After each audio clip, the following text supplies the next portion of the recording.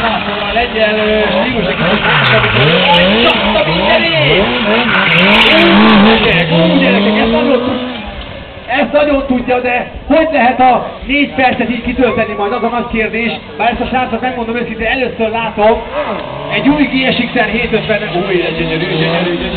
Ugye, ha jól látom, a kitámasztott körülbelül egy 4 centinél nem több, ami azt jelenti, hogy a kitámasztott leérintené, nem hiszem, hogy fogja, az azt jelenti, hogy negatívban motorozik. Úgy de szép. Egy tapsal a barátom a lengyel, Zápor Jóska!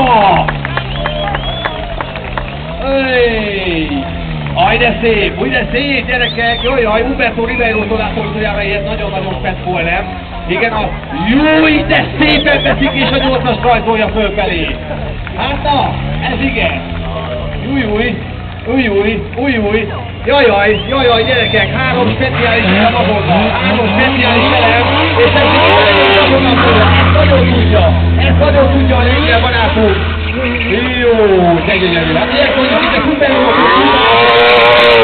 Jaj, igen. Egy első kerék, úristen, de mennyire